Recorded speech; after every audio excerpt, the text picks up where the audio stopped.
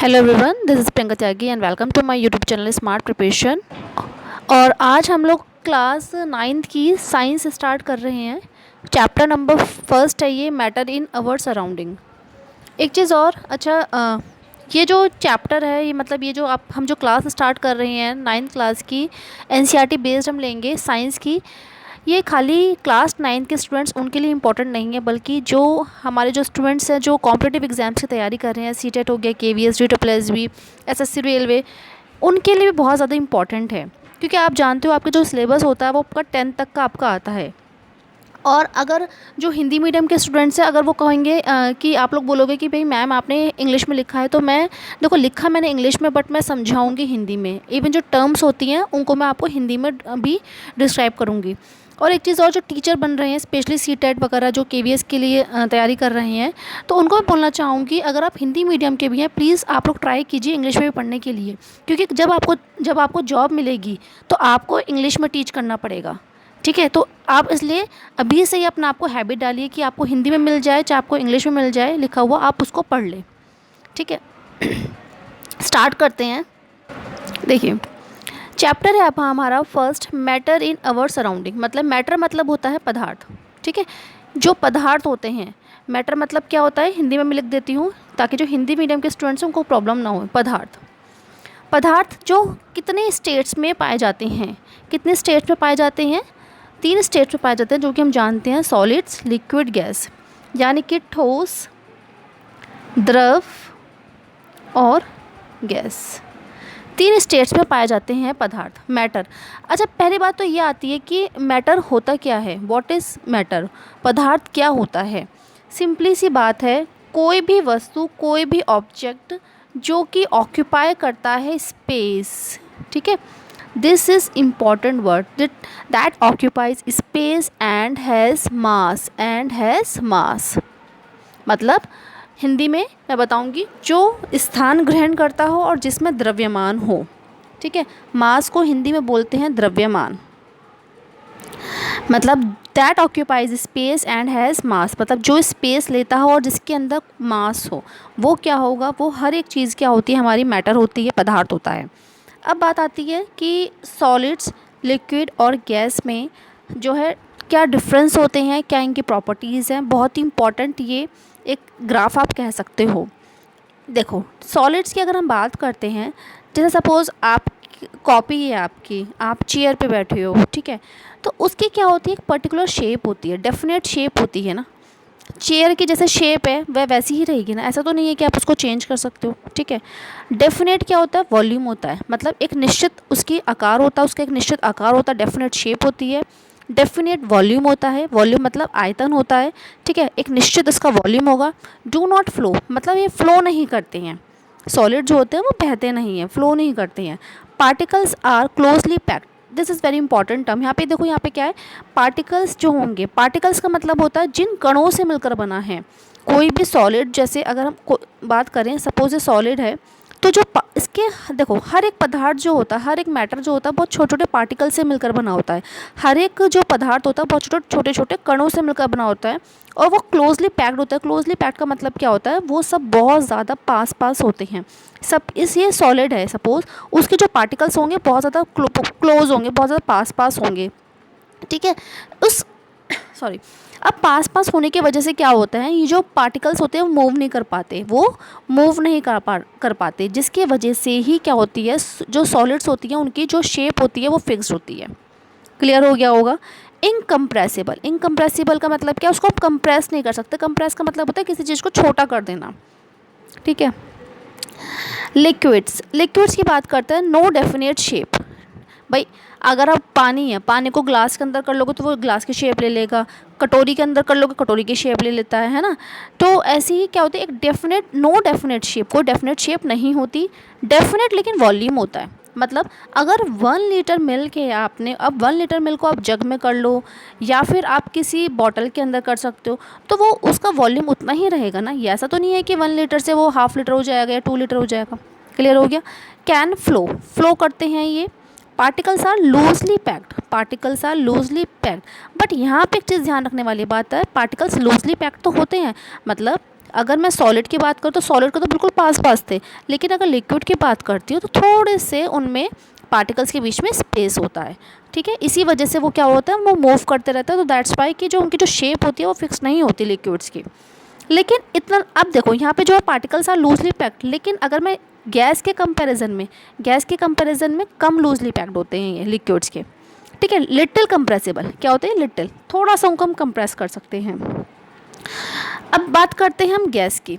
Gas में क्या होता है, नो डेफिनेट शेप, कोई डेफिनेट शेप नहीं होती, नो डेफिनेट वॉल्यूम, यहाँ पे वॉल्यूम भी डेफिनेट नहीं होता है, फ्लो कर सकते हैं, particles are too closely pack, मतलब यानी कि एक पार्टिकल यहाँ है तो दूसरा यहाँ है, तीसरा यहाँ, इस टाइप से, ठीक है। तो पार्टिकल्स जो होंगे बहुत ज़्यादा वो क्या होंगे, मतलब उनके बीच में स्पेस बहुत ज़्यादा होगा, ठीक है। मैं उम्मीद कर रही हूँ कि जो हिंदी मीडियम के स्टूडेंट्स हैं उनको भी प्रॉब्लम नहीं आ रही होगी समझने में, क्योंकि एज सच कोई बहुत ज़्यादा टफ इसमें इंग्लिश का कोई देखो कोई अगर टर्म है तो मैं हिंदी में बता ही रही हूँ। और इतना थोड़ा सा ना मैं ये कहना चाहूँगी हिंदी मीडियम के स्टूडेंट्स को भी कि आप लोग थोड़ी सी हैबिट डालिए, ताकि आप लोग जब टीचिंग में अगर आप आएंगे बाद में तो आपको कोई प्रॉब्लम नहीं होगी टीच करने में, ठीक है। तो देखो यहाँ पे मैंने ड्रॉ कर रखा है, सॉलिड्स हो गई ये लिक्विड हो गई, ये गैस हो गया, ठीक है। ये सॉलिड, लिक्विड, गैस।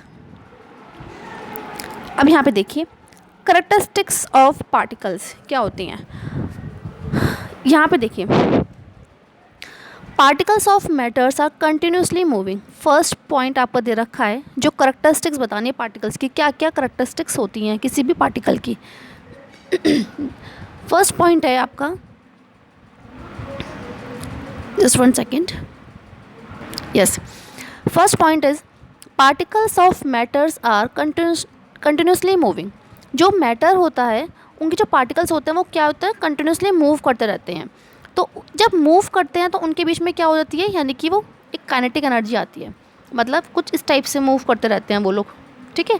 और इस मोशन को भी ना हम क्या बोलते हैं, ब्राउनियन मोशन बोलते हैं, क्या बोलते हैं, ब्राउनियन मोशन बोलते हैं। तो they possess kinetic energy, if we increase the temperature particles move faster because the kinetic energy of the particles increases.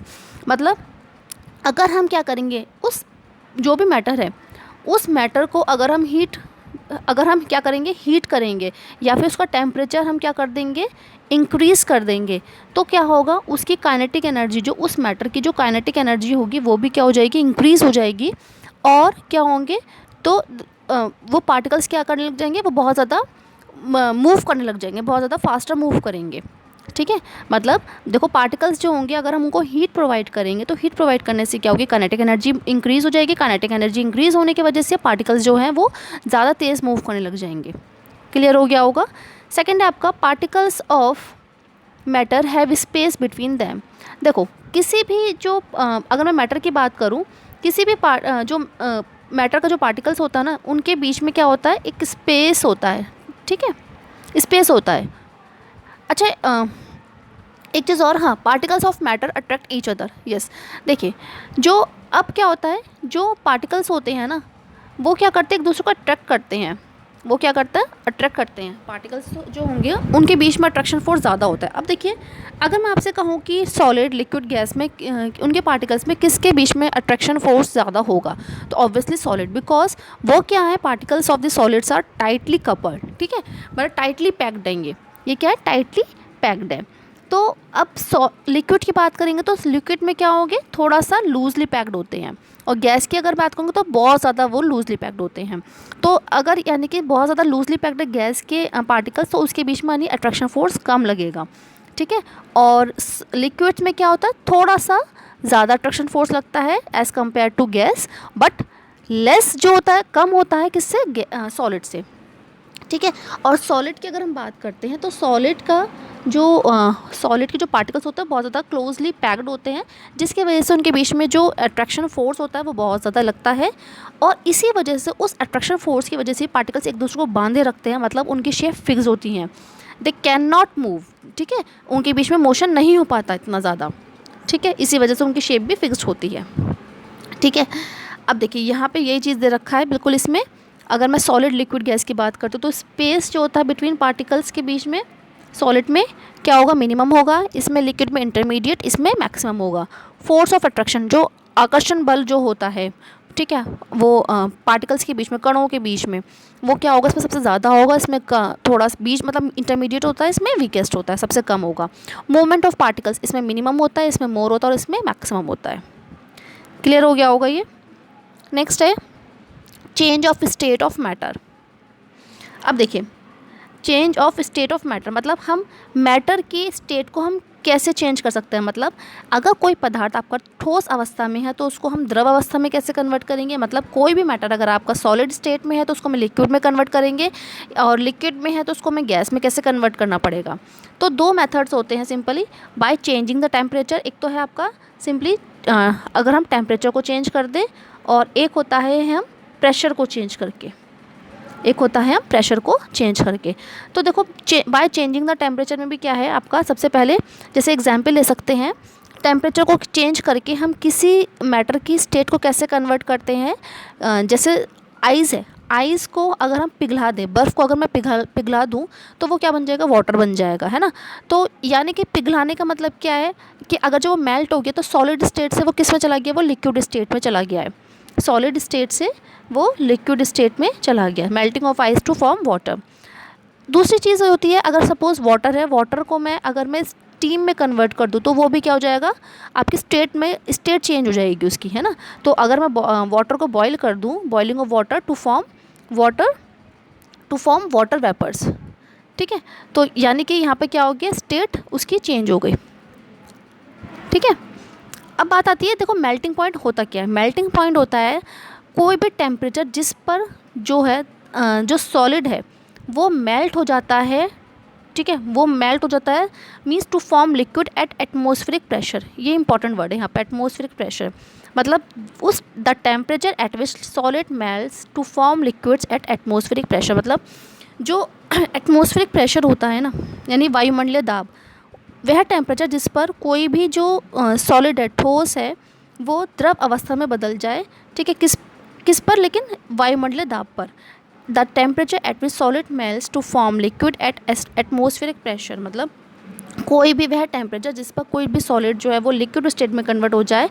और प्रेशर कितना रखना है हमें, एटमॉस्फेरिक प्रेशर की बात कर रहे हैं यहाँ पे, ये इंपॉर्टेंट वर्ड है एटमॉस्फेरिक प्रेशर, ठीक है। मेल्टिंग पॉइंट ऑफ आइस क्या होता है, मेल्टिंग पॉइंट ऑफ आइस होता है आपका 273.16 केल्विन, लेकिन इसको हम सिंप्लीफाई करके हम 273 केल्विन कर सकते हैं। और आप जानते हैं कि 273 केल्विन जो होता है वो 0 डिग्री सेल्सियस होता है। अब आप ये कहोगे कि भाई 0 डिग्री सेल्सियस पर तो बर्फ़ जमता है, तो उस पर बर्फ़ पिघल कैसे गया, ठीक है।